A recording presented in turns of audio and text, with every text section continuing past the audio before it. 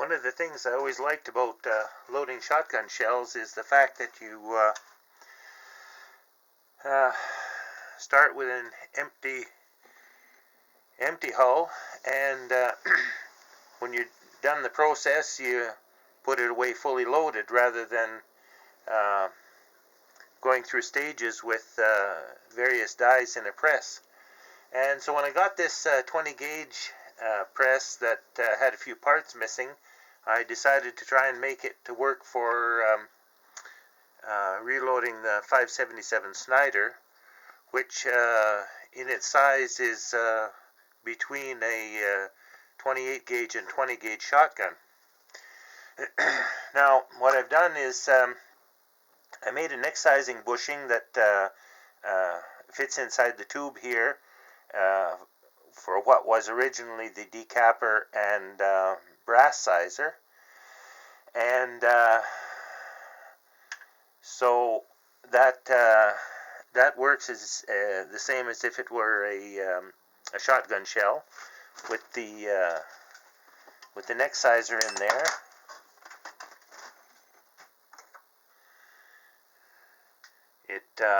It sizes the neck, and of course I don't need any shell holder on the bottom because the plunger pushes it out, which is kind of handy.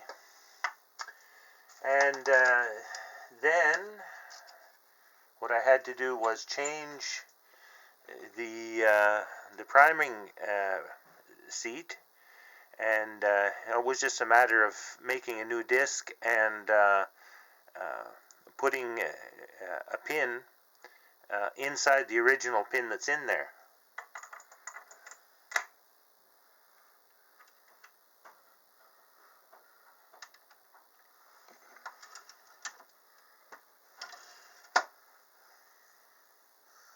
And now we're primed.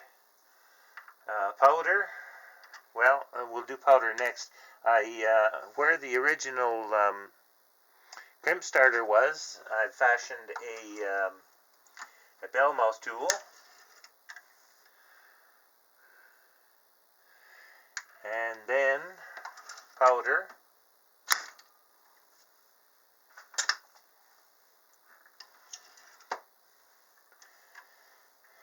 and I just modified slightly the bullet seat.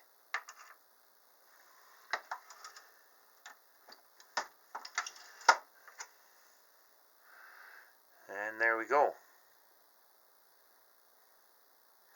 So this not only speeds up my loading for the 577, but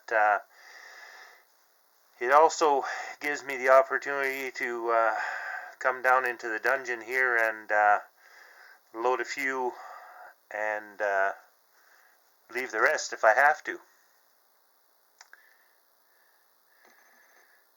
So overall, I'm quite pleased. I haven't shot any of these yet, but I see no reason why they won't work just as well as the other ones.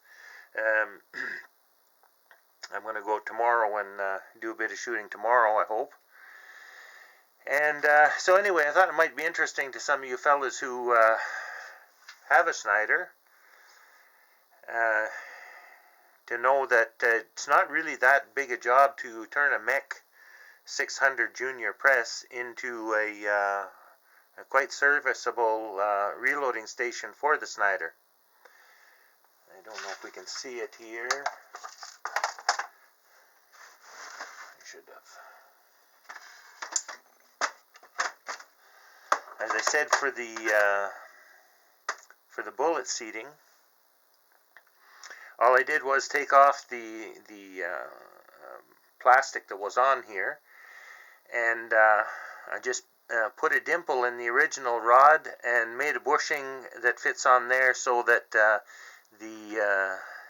it keeps the case straight as the bullet is being pushed in, and that's all there is to it. You've got enough adjustment here, you can adjust it up and down for height.